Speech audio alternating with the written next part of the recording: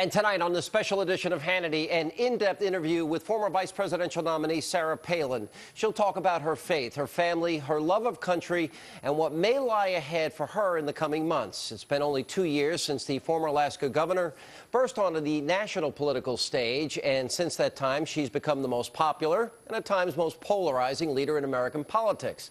Now, this November, nobody's endorsement was more sought after than Governor Palin's, and nobody worked harder to send true conservatives to Congress.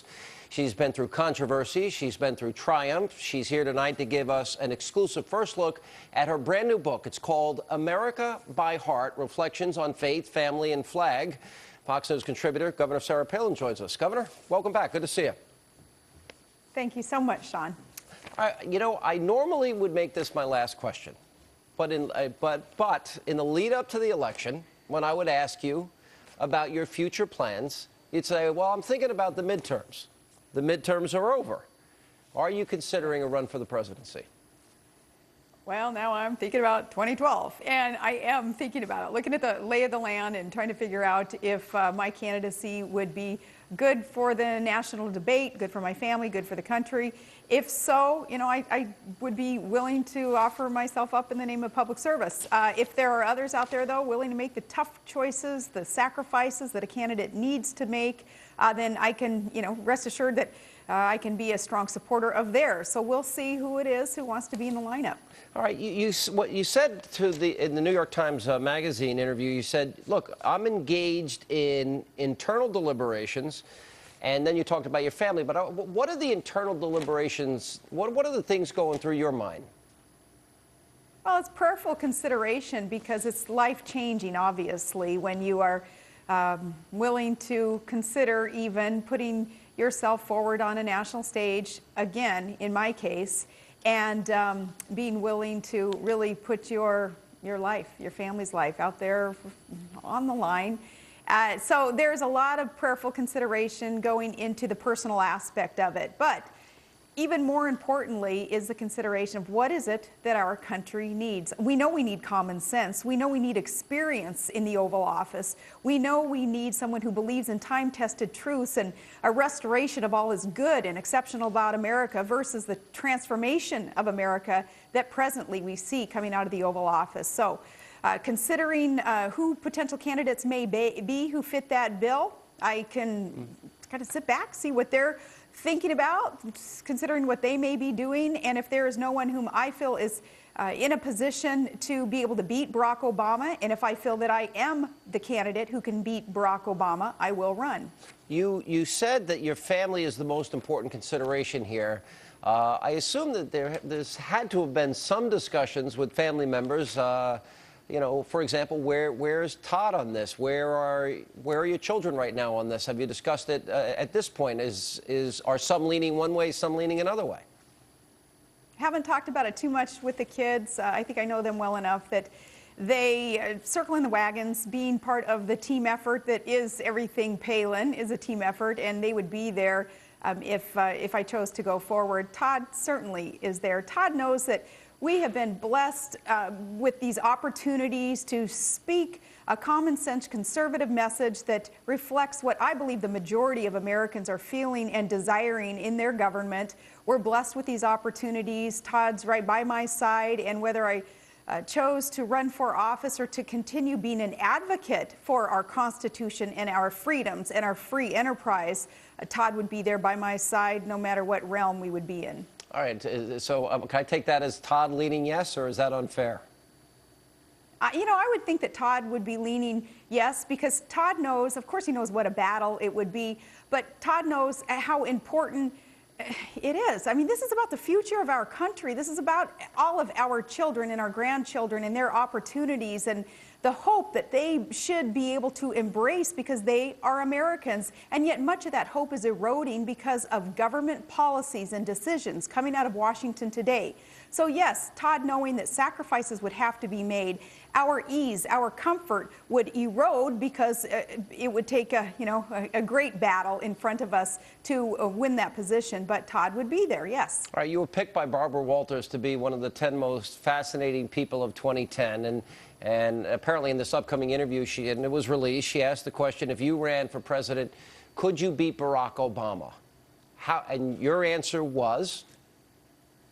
I said, I believe so. And then I was surprised, Sean, at the reaction that little tease has received throughout the country. Of course, I believe that I could beat Barack Obama. Otherwise, why would I even be contemplating a run? And again, of course, it is only contemplation at this time, but I'd be in it to win it.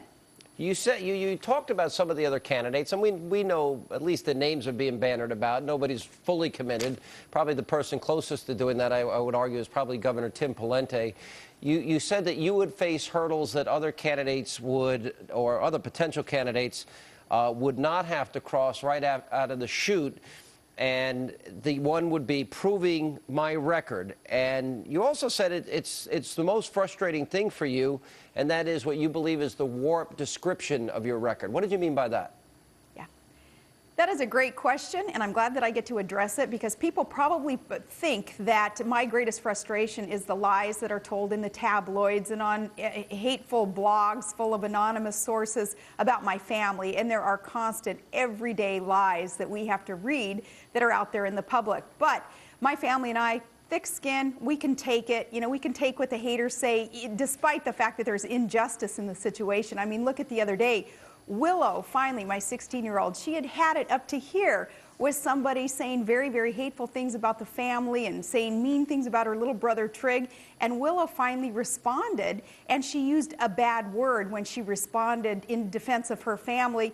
And her response became national news, even hard news copy it turned into. So that's ridiculous. And I had to explain to her, Willow, there is no justice here, but you have to just zip your lip and let's move forward.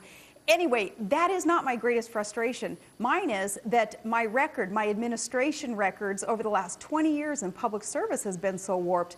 And in a little bit in my book, Going Rogue, the earlier book, and in this book, America by Heart, I got to talk about what it is that I have done as a CEO and as a commissioner and as a businesswoman too. What I have done with common sense solutions, time-tested solutions to help on each level of government that I've served and private sector to get in our own little circle the economy roaring again by eliminating taxes and reducing other taxes and incentivizing businesses and job creators, not punishing work ethic.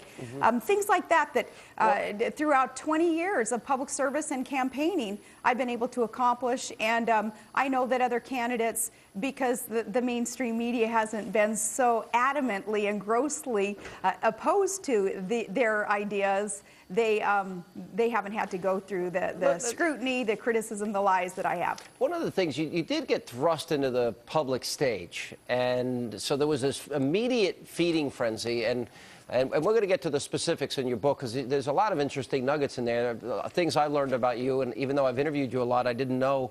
You did say something. They kind of described you running a guerrilla organization, is how the Times Magazine piece put it, and that you run pretty much with your instincts on a lot of things. And I know that during the last campaign, you were frustrated because you felt like you were controlled by the presidential campaign.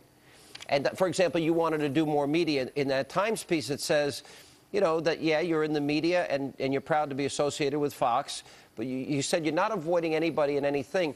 If you were to get back out there in the public arena and run for president, I mean, would you then do interviews with the lamestream media figures? Would you even do another interview with Katie Couric? You know, I would look forward to being even more open than I already am in speaking to the public. And I do that through social networks today. Every single day I'm posting something about the discourse, the debate in the country, and driving a lot of that debate. And I'm proud to be able to do that. But as a candidate for president, if I chose to do that, yeah, absolutely, I'd be out there even more. As for doing an interview, though, with a reporter who already has such a bias against whatever it is that I would come out and say, why waste my time? No, I want to help clean up the state that is so sorry today of journalism. And I have a communications degree. I studied journalism, who, what, where, when, and why of reporting. I will speak to reporters who still understand that cornerstone of our democracy, that expectation that the public has for truth to be reported, and then we get to decide our own opinion based on the facts reported to us. So a journalist, a reporter who is so biased and will no doubt spin and gin up whatever it is that I have to say to create controversy, I swear to you, I will not waste my time with her. All right, we have Governor Palin stays with us for the full hour. Coming up, Nancy Pelosi called members of the Tea Party movement un-American. Up next, Governor Palin responds. What the heck is racist about questioning our president, his policies that result in incurring debt and making our country more beholden to foreign nations and less independent when it comes to energy and national security issues that leave us scratching our